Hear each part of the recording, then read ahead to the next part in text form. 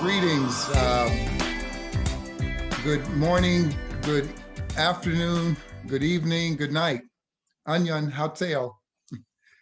Welcome to the session, Technology for Humanity in South Korea, A Tale of Two Cities. I want to thank the leaders of ACSB, ICSB, and those who have put together this program. There are many that that we can make reference to who have been leaders and thought leaders on the subject of humane entrepreneurship, on humanity, and where we're going. Notably, Dr. Keyshawn Kim and his colleagues. I want to thank Kyle Leon for allowing us to have this platform, and Dr. O for translation. I am Winslow Sargent. I am the incoming chair for the International Council for Small Business. I was formerly the chief counsel for advocacy at the U.S. Small Business Administration from 2010 to 2015, where I was direct report to President Obama, and I was the chief advocate for the United States for small business, where I was the advocate before the White House, before the courts, before government agencies. And the goal was to make sure that small businesses had a voice. And so I'm so pleased that we continue that tradition to have really good speakers, really great speakers to explore what we should be thinking about as we enter into the fourth industrial revolution. I am pleased and honored to be on the same platform as Dr. Junho So. He will be presenting today. Dr. Junho So is a visiting teaching assistant professor of management and tourism studies at George Washington University School of Business. He joined George Washington School of Business from the Surrey International Institute at Dongbei University of Finance and Economics in China, where he served as assistant professor of tourism management for 3 years. His areas of expertise include destination branding, destination marketing, sustainable tourism management, social media marketing, hospitality marketing, service management, and the sharing economy. Dr. So teaches undergraduates and MTA courses in hospitality management, digital marketing in hospitality and tourism, destination management, travel, marketing, communications, and conference and exhibition management. A lot of really good courses are being taught and shared. And so if you read his bio, he's done a tremendous amount of work within tourism and in hospitality management. And so also in his undergraduate years, Dr. So performed his mandatory 2-year military service in the process of being elected to what is referred to as the Korean augmentation to the U.S. Army program. He served as a non-commissioned officer, specializing in administration for the U.S. Army Criminal Investigation Command. This experience taught him how to endure and succeed in a highly challenging work environment. Accordingly, when he re-entered academia, the experience gave him the enormously valuable benefit of discipline. What I enjoy also reading about Dr. So and his background, not only is he a scholar, but he also has fun too. He is an avid theater goer. He's an art lover. He is a traveler, and he's a foodie. And so I have to meet with him at some point to get some tips on what are the best foods and where I should go and try. And so without much further ado, I bring you Dr. Junho So for this talk on technology for humanity in South Korea, A Tale of Two Cities. Dr. So, the floor is yours. Thank you very much, Dr. Sargent. It was a great introduction. I'm really looking forward to meet you to talk about foodie culture in DC and in everywhere. Thank you very much. Hello, everyone. Welcome to the KMI webinar series. My name is Dr. Junho So. As Dr. Sargent introduced, I'm a visiting assistant professor of management and tourism studies at GWSB I also serve as project director at Korean Management Institute at GWSB. I'm thrilled to meet everyone who is joining us tonight from Korea, Washington, DC, and elsewhere. Let me share my screen quickly. Okay.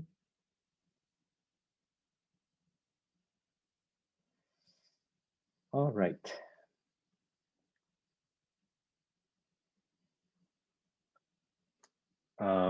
The Korean Management Institute is under the umbrella of the GWSB. We are located in Washington, DC. KMI brings together a wide range of business leaders, policymakers, researchers, students, government experts, and others who have an interest in US-Korea business relations through the GWSB's global network. Without the School of Business and the Department of Management support, we couldn't host this webinar. So I'd like to give a big shout out to my Department of Management and the School of Business. Earlier this week, I presented at a conference hosted by a South Korean media company. At this conference, Professor Philip Kotler at Northwestern University was a keynote speaker. As one of the presenters, I had a chance to exchange ideas and thoughts on various topics about Industry 4.0 with the internationally distinguished scholars and practitioners. Dr. Kotler's keynote speech and the follow-up discussion especially inspired me a lot and led me to develop today's lecture and discussion. So today we will talk about technology for humanity in South Korea. We will discuss current issues, practical solutions, and takeaways for business leaders and entrepreneurs on this issue by taking a Marketing 5.0 perspective in the age of Industry 4.0.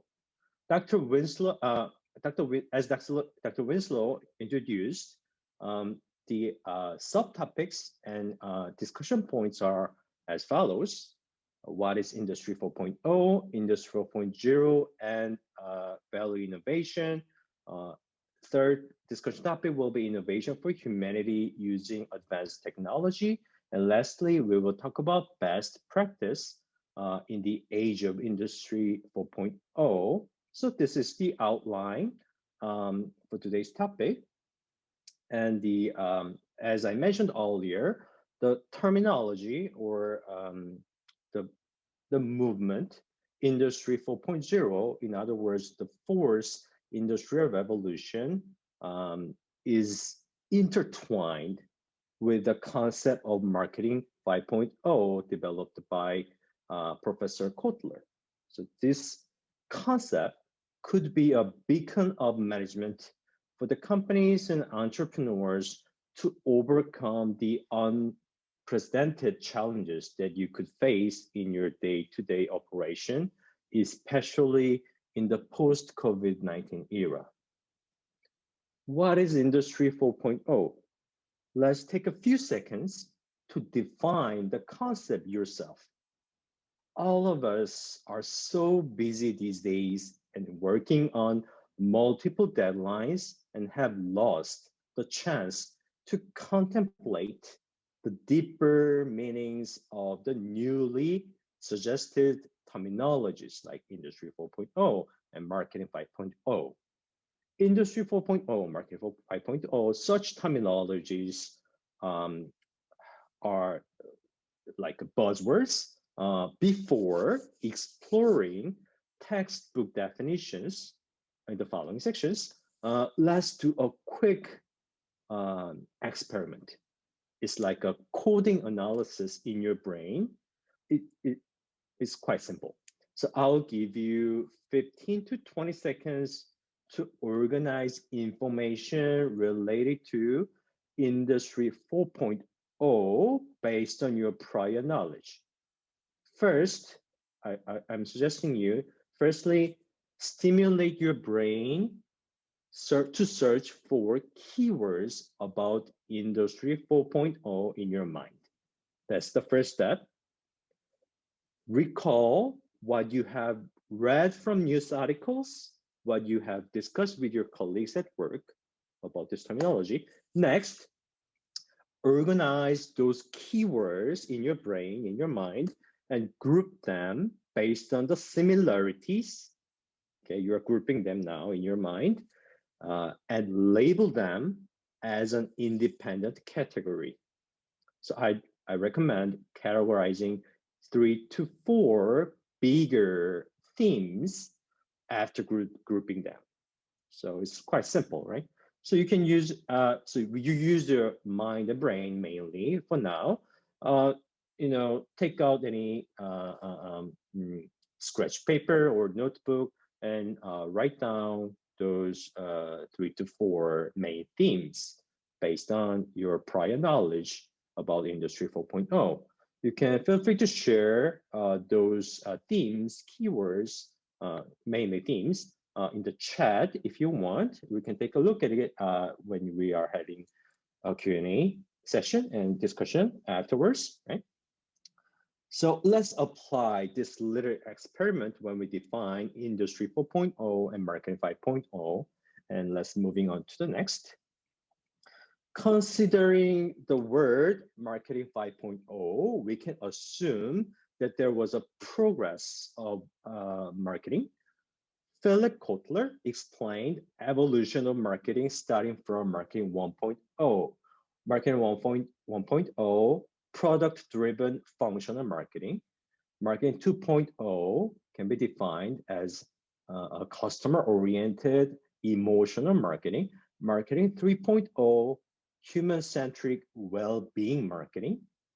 According to Kotler, it took nearly 70 years for marketing to evolve from Marketing 1.0 to Marketing 3.0, human-centric marketing.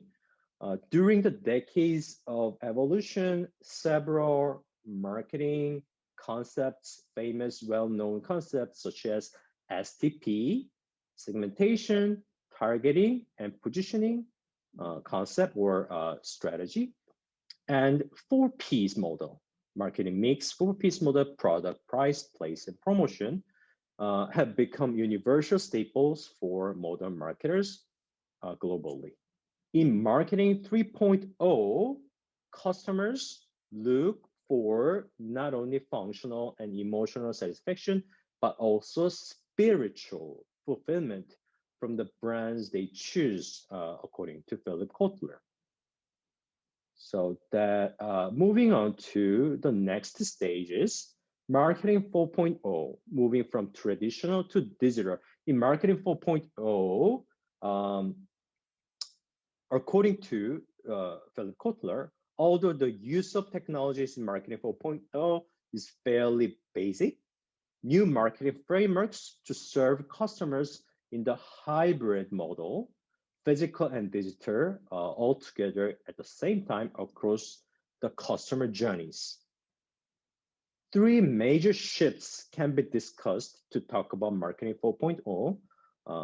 The 3 major shifts are as follows: from exclusive marketing to inclusive, emphasis on inclusiveness, even in the marketing principles and strategies, from vertical to horizontal, from individual to social, right? Let me quote Kotler's explanation one more time. Marketing in the digital world does not rely solely on digital media and channels. The digital divide still exists. Thus, marketing requires an omni-channel strategy, omni-channel approach, online as well as offline.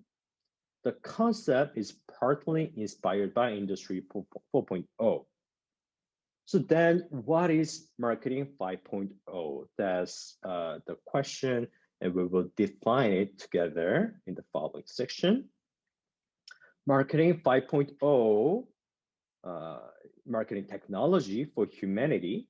Marketing 5.0, by definition, is the application of human mimicking technologies such as AI, natural language processing, big data analytics, sensor technology, blockchain, and IoT, Internet of Things, such technologies to create, communicate, deliver, and enhance value across the customer journey. So as highlighted here, I'd like to give an emphasis on human mimicking technologies.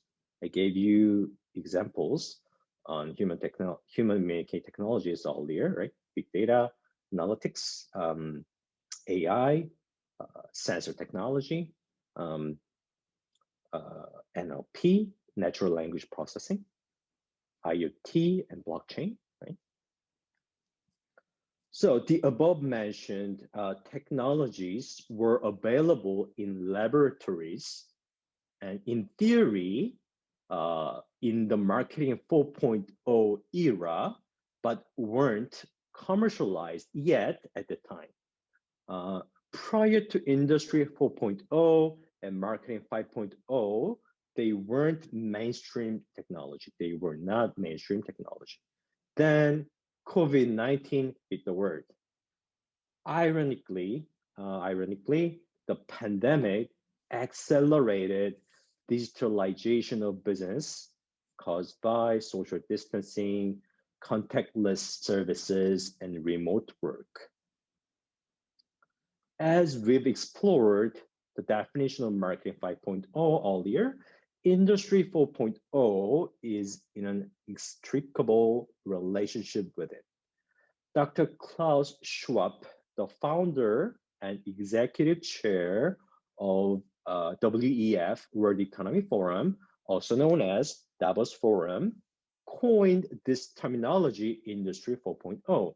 He defined Industry 4.0 as the digital revolution that has been occurring since the middle of the last century.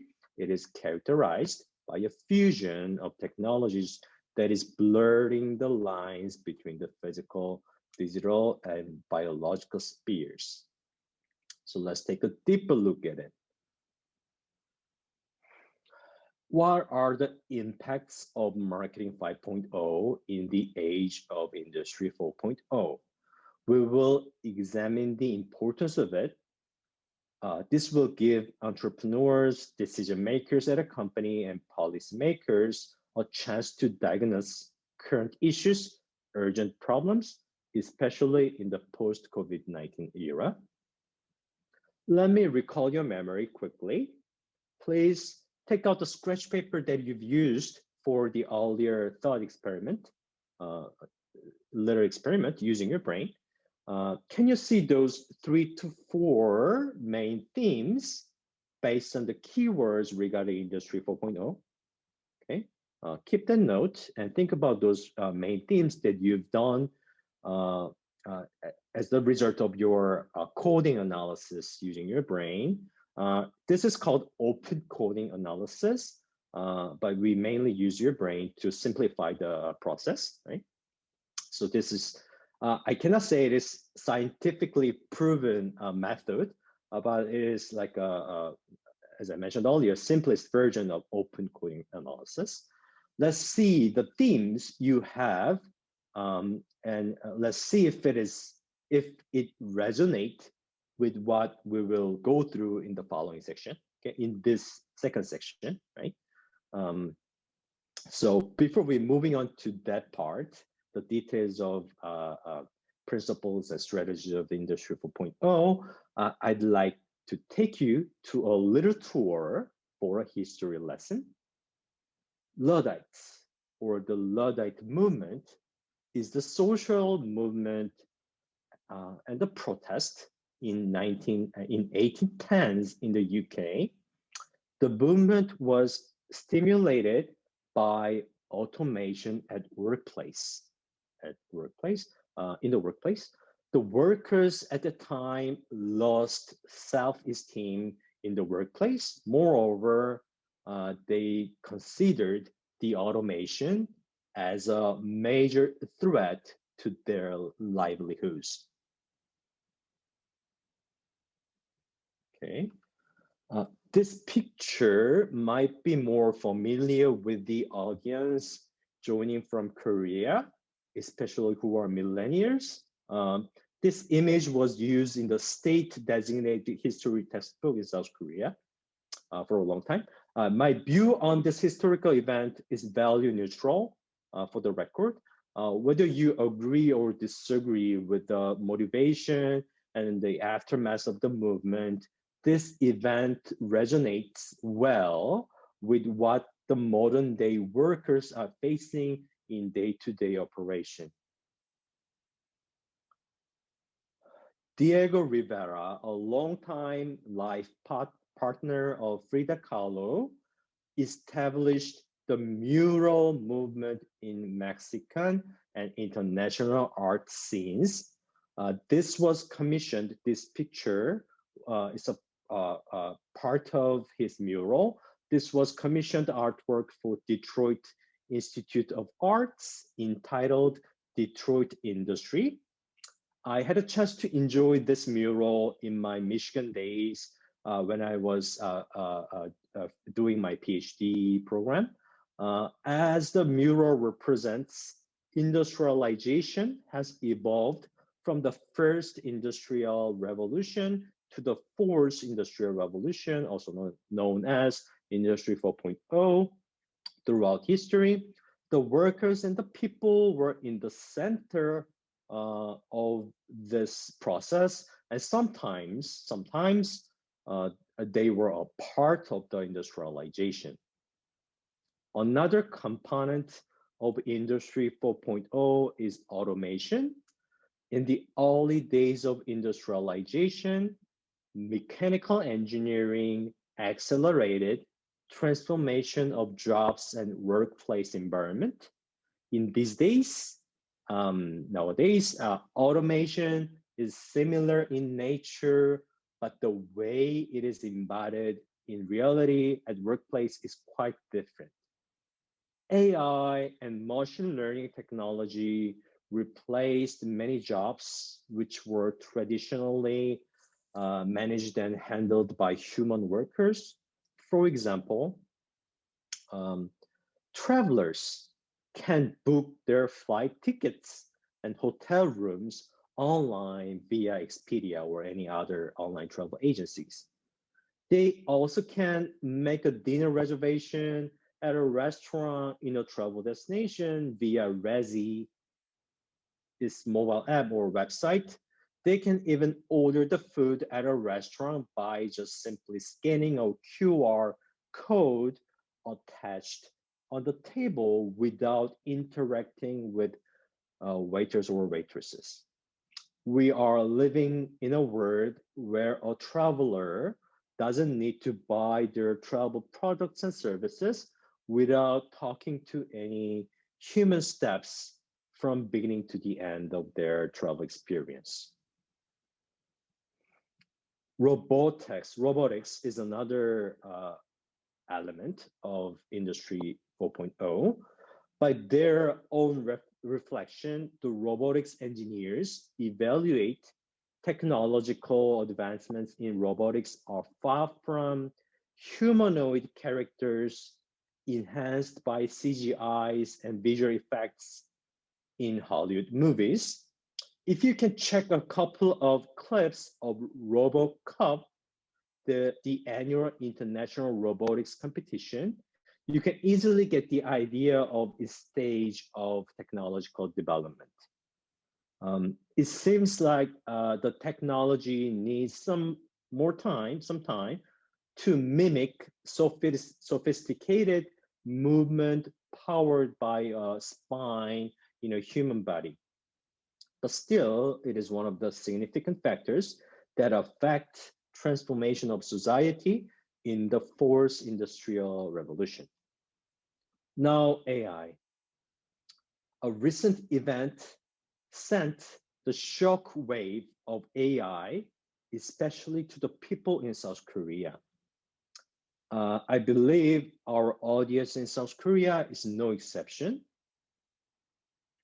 This is because the match between Google DeepMind's AI AlphaGo and a human professional Go player, Lee Sedol, who is the one of the GOAT player in the game of Go. GOAT meaning, as you know, greatest of all time player in the game of Go, was in the center of Korean media in 2016. The full documentary clip is available for free on YouTube. So I'd recommend checking the full clip if you haven't seen this documentary yet. It's quite interesting, right? And informative too. Before we have Queen's Gambit on Netflix, there was an AlphaGo story in 2016 on YouTube, right?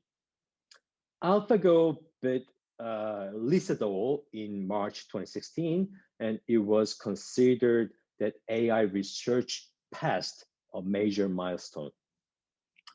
The result of the match was quite shocking to the general public in Korea and elsewhere, because people thought that the game of Go has almost unlimited scenarios and variables to consider, and only human players could cope with difficulties of the rules and logic of the game better than AI.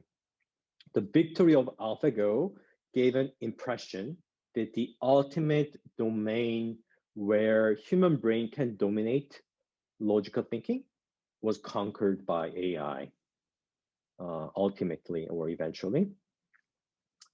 Before the event, the executive chairman of Alphabet Inc., Eric Schmidt, then executive chairman of Alphabet Inc., Eric Schmidt, he stepped down, I think, now, or taking a different role, he said that it's the victory of humanity, whoever wins the match.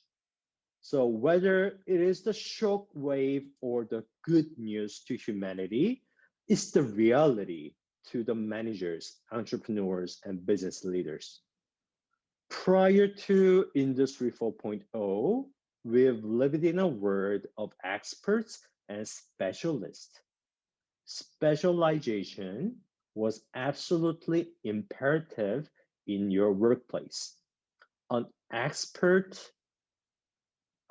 is a person who has a specialized domain of knowledge or skill in a particular area. I will not specify certain professions, but the title for expert can be certified by the academic degree or professional license. Here's the question. Will the role of experts or specialists and their level of influence be the same in the future? I believe the leadership style and qualities of decision makers will be transformed in the age of Industry 4.0, since human mimicking technologies, as mentioned earlier, in the context of Kotler's Marketing 5.0, started to replace many functions of modern day workers' day-to-day operation. A business leader, as an expert in a particular area, won't be valued as highly as before. This is my opinion, right? I want to suggest that decision makers at an organization, business leaders, and entrepreneurs should be more like a thinker or a generalist. Based on the numerous proofs about transformation of society driven by technology advancement that we've discussed earlier, I think leaders should take a more holistic view when they solve the problem. I'm not saying that the current status of expert and the rising role of thinker in business management are conflicting ideas. They can coexist. An expert can become a thinker. A specialist can be a generalist, in my opinion. Let's take an example of marketing strategy. Marketers adopt concepts, theories, and practices from the disciplines, various disciplines, from psychology, communications, journalism, media studies, financial management, to the knowledge from computer science, computer engineering, sometimes neurology. Modern day marketers work with neuroscientists, policymakers, and lawyers and artists too. The collaboration between different domains, different specialties has been conducted via outsourcing prior to Industry 4.0. The next technologies such as big data analytics, AI, natural language processing, sensor tech, robotics, AR, VR, IoT, and blockchain were available only in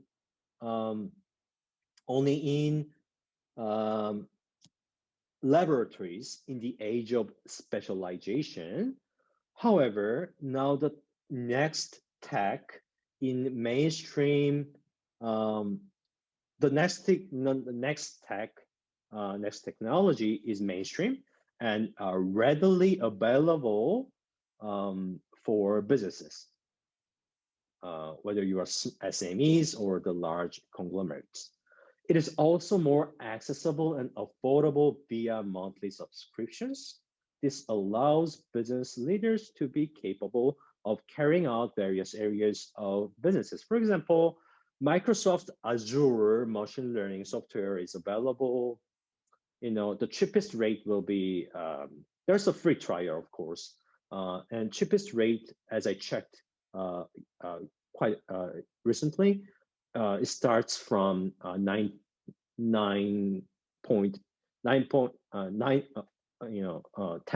per month.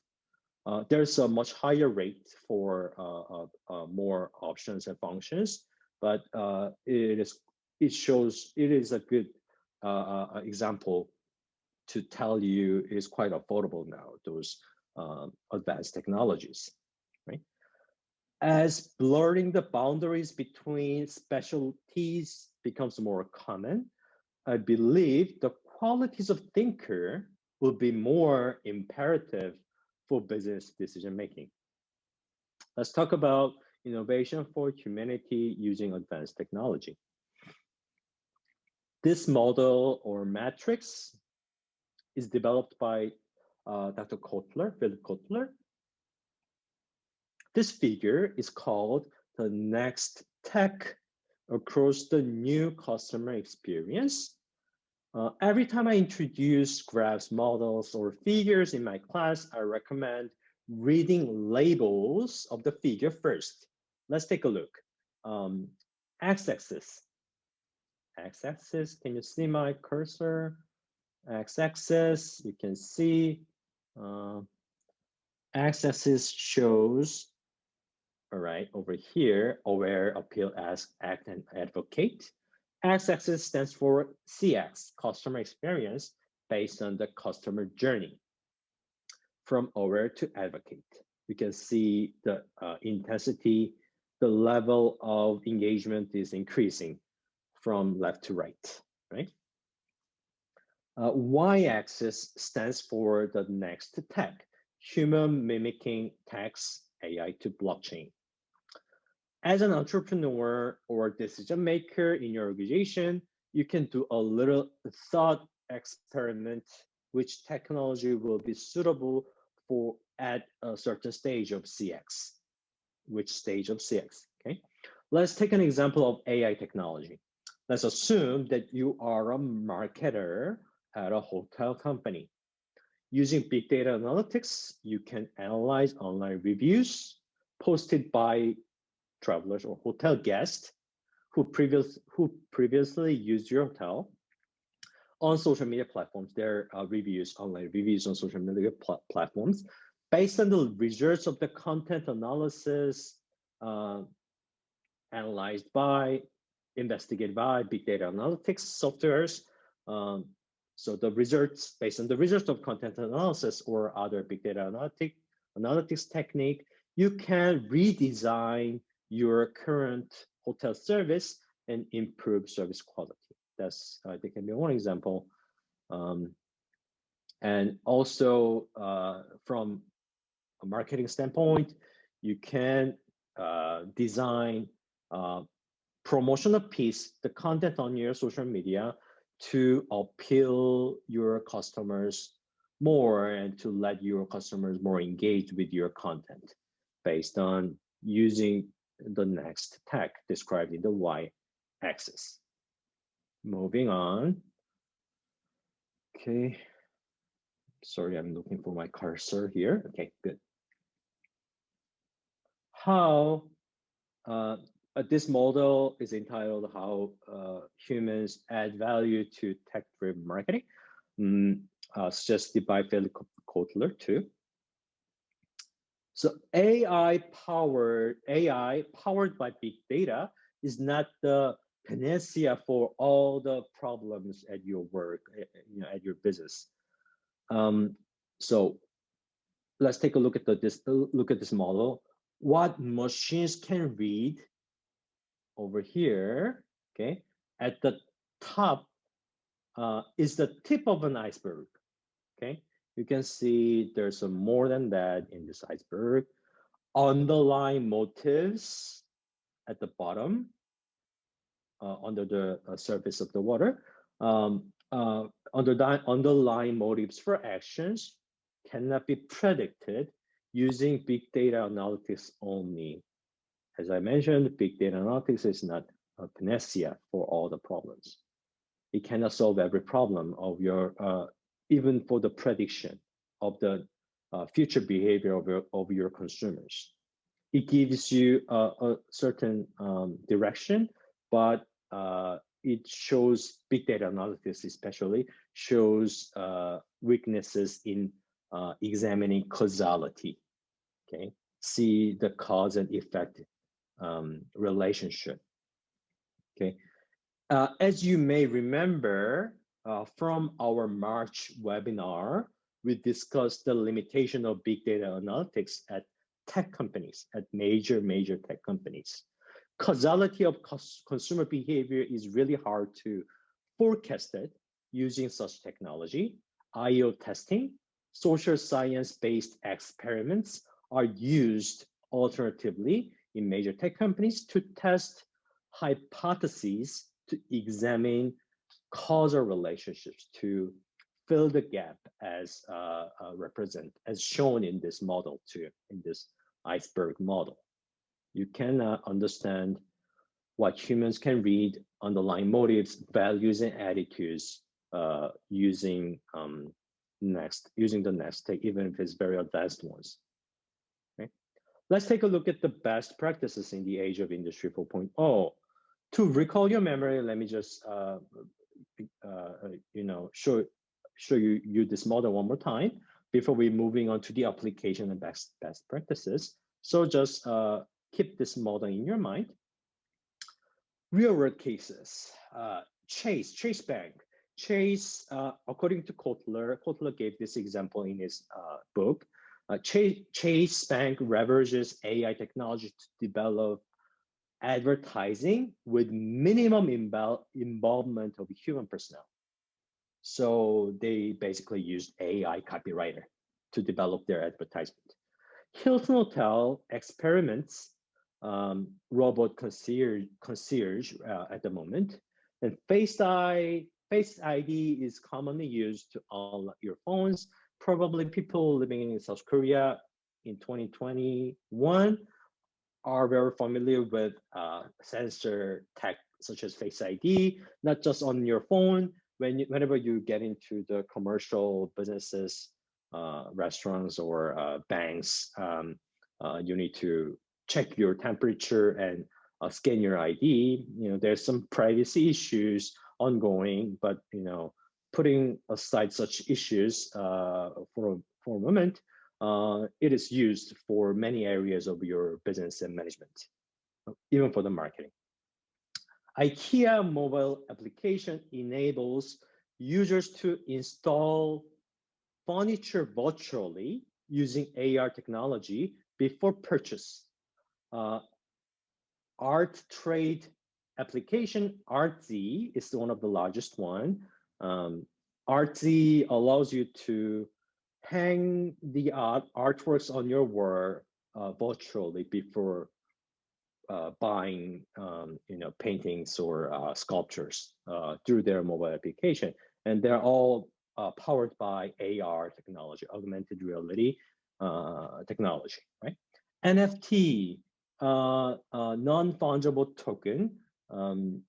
It is used, this technology based on Ethereum blockchain, one of the cryptocurrency blockchain technology, is used for digital artwork trade. Okay, NFT is another example. Let's talk about South Korean cases. Best practices of advanced technology in South Korea, not just advanced technology used, quite relevant, closely related to Marketing 5.0 and Industry 4.0. Kakao Bank. Kakao Bank is a South Korean mobile-only bank established in 2016, January 2016, and commercially available early 2017, as I remember. It is owned by Kakao Group, one of the largest tech companies in South Korea, and Korea Investment Holdings. And according to its recent investor deck presentation, it is reported that the monthly active users are approximately 15 million users out of 50 million population in South Korea. So 50 million is not quite large compared to Facebook or other tech giants, US companies, tech giants in the US, but 15 million out of 50 total population in South Korea is quite a meaningful number in South Korea. I guess there are few people in the audience or our future audience who will check this clip from the recording on our YouTube channel. Who are the users of Kakao Bank, especially if you're joining from South Korea? Let me ask a question to those audience. For those of you who are a Kakao Bank user, have you ever visited brick and mortar branch of Kakao Bank for the past 3 months? In the past 3 months, or ever?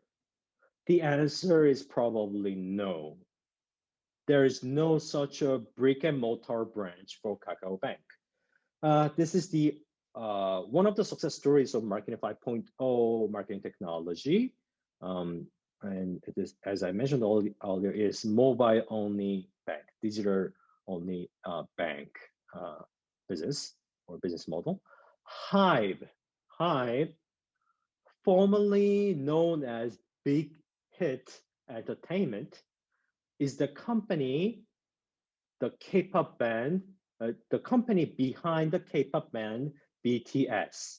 The company recently went public and listed on the South Korea stock market.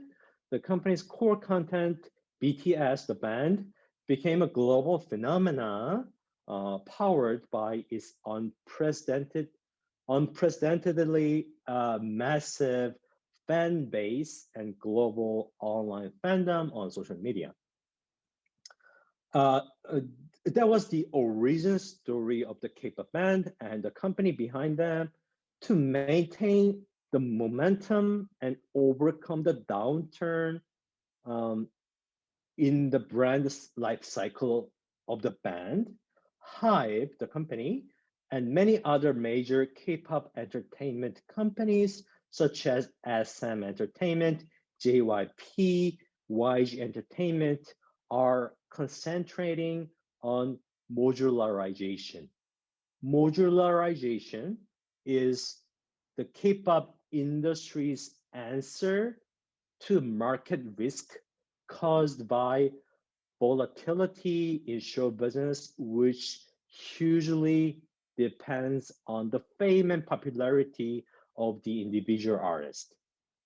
It is also a way of managing K-pop business more sustainably than before. Simply put, modularization transforms the traditional business model of the K-pop industry by systemizing content creation, talent management, and distributing the content. So taking the case of HYBE, they also focus on modularization and diversification of income sources. More specifically, we will soon observe the implementation of this business model, modularization, in many media platforms and media outlets in the world, such as HBO Max, MGM TV, and other networks. Okay, they are trying to build the content in collaboration with such media companies. Next, the last case from South Korea. This is the case from the higher education. While some global conglomerates have acquired the foundations of a couple of top-tier private universities in South Korea to subsidize higher education institutes and turn them into a workforce training center, Kyunghee University, my alma mater, established Humanitas College of KHU in 2009. From my perspective, maybe it's a strong opinion, the universities acquired by the South Korean conglomerates have emphasized applied science, applied social science learning from the beginning of young undergrads' first academic year to immediately use those young talent in their companies right after graduation. On the other hand, Humanitas College of KHU has taken a different approach. It has built a rigorous curriculum and intellectual program around the 5 principles encompassing literature, philosophy, history, the social sciences and natural sciences to the needs of current age. According to the college, the 5 principles serve as the basis for both the immediate goals of undergraduate education and also the long-term goals of lifetime of intellectual exploration.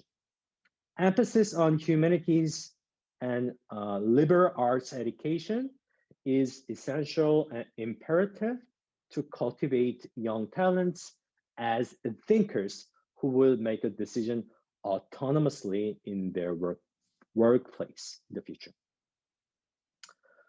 So another application, my suggestion more specifically, Bloom's taxonomy was originally developed in education studies. It's being used in many different principles for job training, for higher education, for research, right?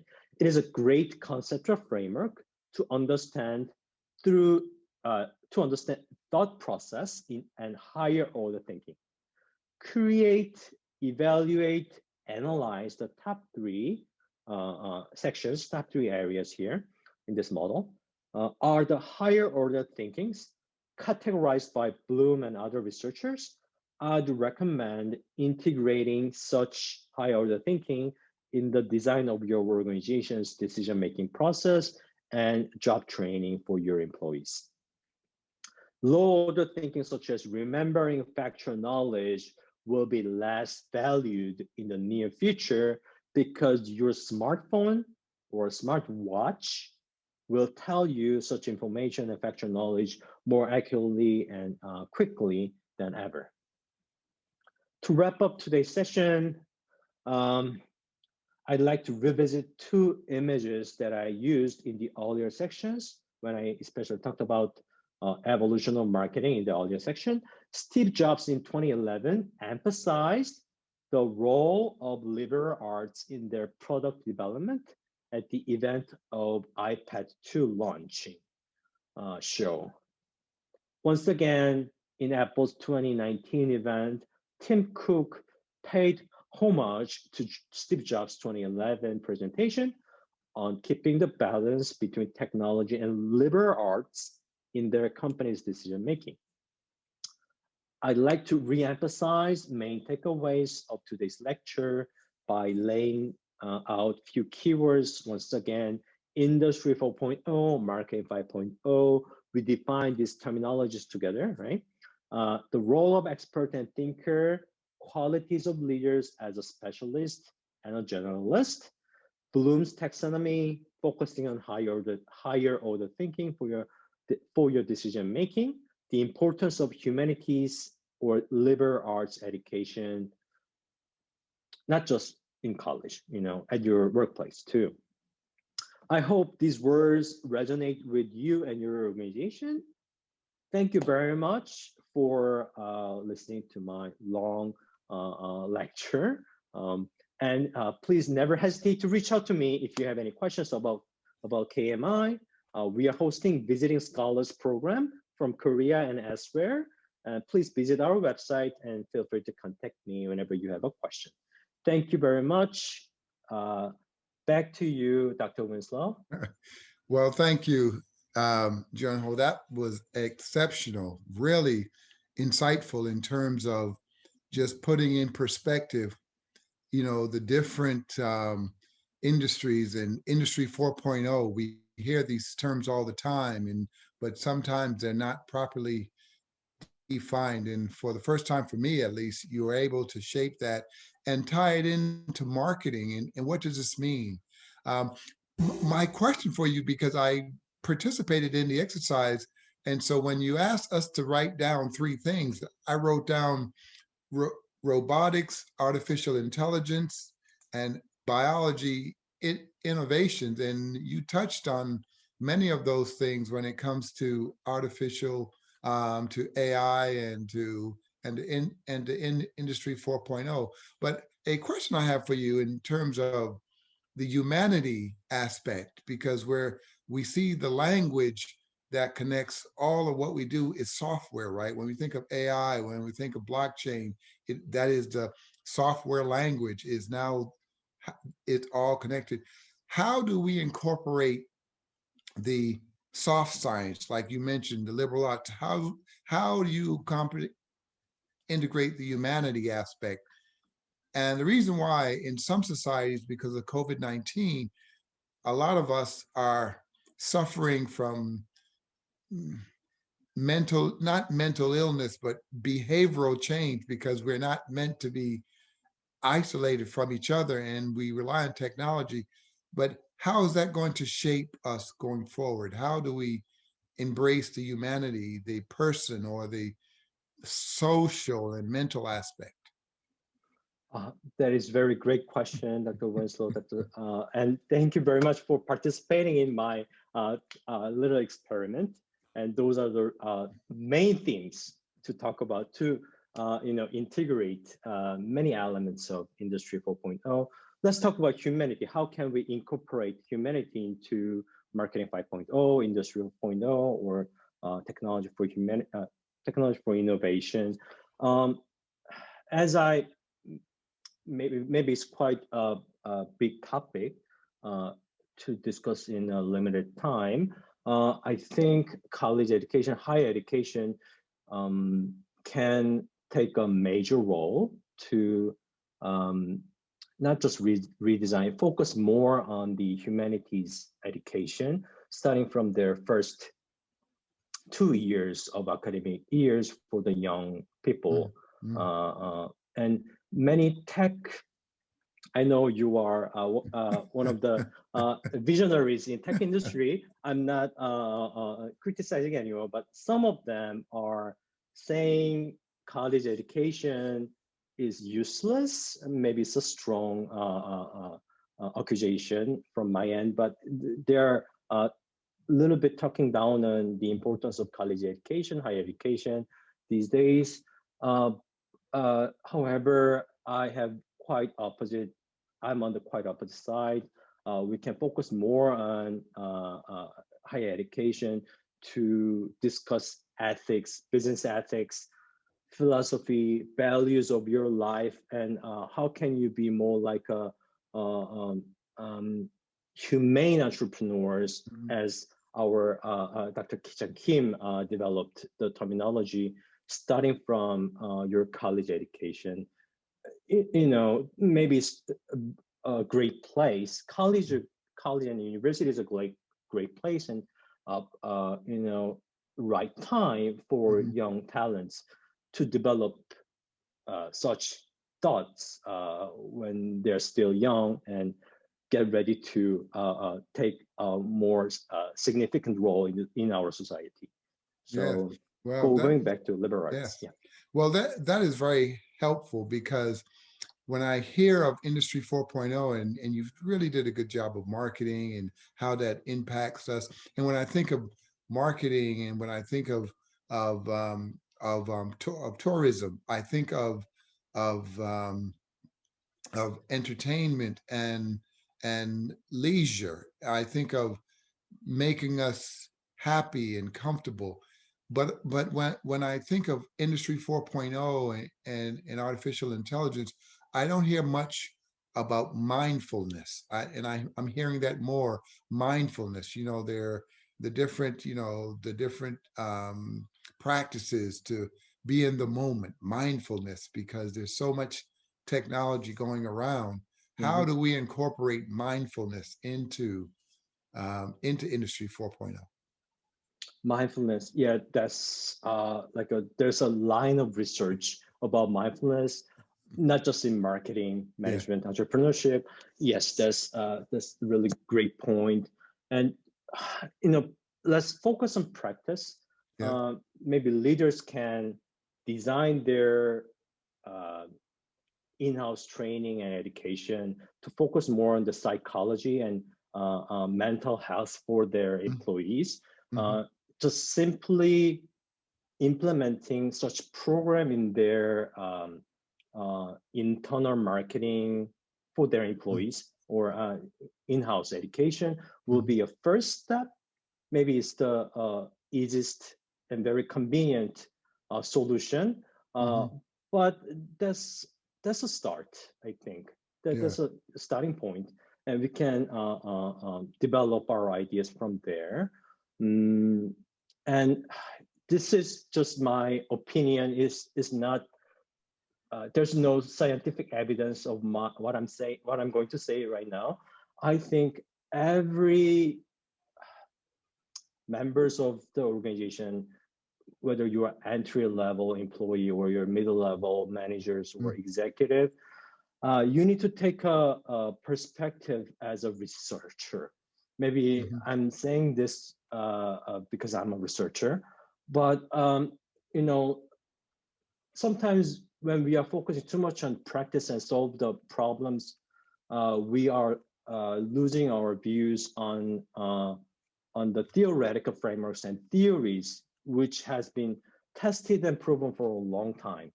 And that will give you more time to think about um, deeper meanings of what you are doing, and Mm-hmm. which will be indirectly related to your psychological state at your workplace.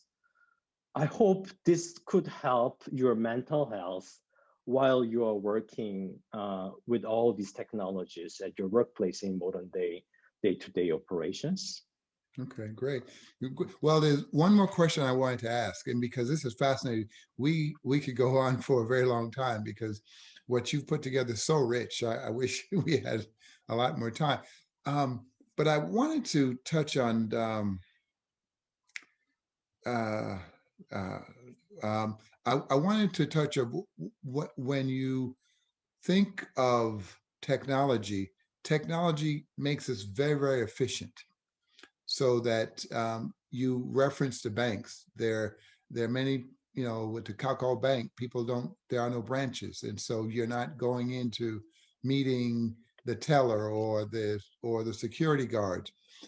In technology or in science, there's a whole concept of collisions, or that things happen when things accidentally collide. That's how you break things through happen, and then you just happen to meet. Because we're not accidentally bumping into someone at a bank or at a marketplace, because we're using technology, we're so focused.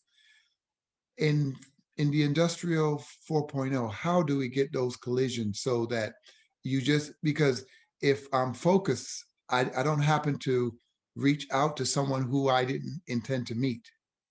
How do I make sure those collisions, those opportunities still happen? So I just happened to bump into someone who I would never normally meet, and then we struck up a friendship or a relationship.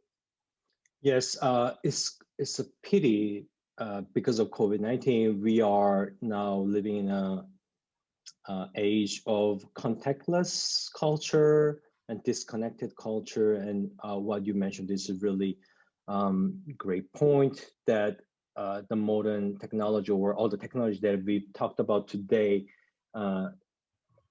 can fill the gap. And how can we do that? Let me just, not just talking about the specific solution, I'll just talk about what's happening in Silicon Valley. Even if they have like this is quote from one columnist in South Korea. I forgot his name. He's he's a chairperson of the tech journalism in South Korea, and he mentioned he used an example to solve this type of contactless cultures gaps.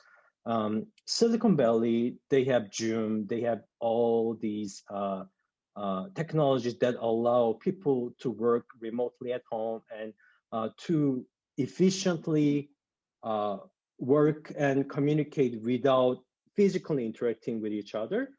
But they are still located, those companies are still located in Silicon Valley by paying highest rents in the world. Why they are doing that? What are the reasons? Because after work hours, there are like hundreds of gatherings based on their career-related interest or their personal interest, and it is like a invaluable, priceless opportunity for those people who are living in Silicon Valley area, or why their companies are still there. So we can apply certain culture after work hour gatherings like that in many places, many cities in the world. Maybe that can be an answer to what we are lacking at the moment because of the contactless culture stimulated COVID-19 for the recent years. So maybe that's not the ultimate solution, but can be one example we can think about to solve the problem. Well, that's great, because when I think about it, because my son is working, he works for a company, and I shared with him, because he's not going in to a company day to day, he doesn't get a chance to meet, say, the security guard at the front door.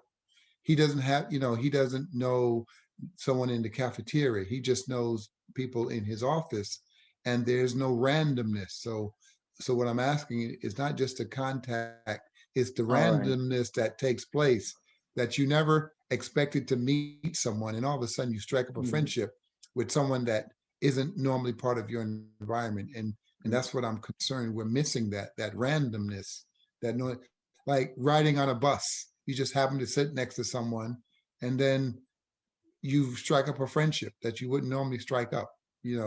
That's, I'm trying to see how we're going to do that in Industry 4.0, and then but we could continue on, and I don't want to keep your time. Really appreciate the opportunity for you to share. I want to thank Dr. O for his translation, and Kyle for helping us with the forum, and thank everyone that have made this possible. Please, you have the contact for Dr. Suh. please reach out, and I'm quite sure that you will make your slides available for those who need to see more. But this has been a great session. I want to thank Dr. Ayman El-Tarabishi for the opportunity to moderate on his behalf. And thank you on behalf of ICSB. I am Winslow Sargent, and just want to thank everyone, and have a good morning and good evening and good night. Gamsa Hamnida. Thank you very much, everyone. Thank you, Dr. Winslow. Have a good night. Have a good morning, everyone. Have a great day in South Korea. Okay. Bye-bye. Bye-bye.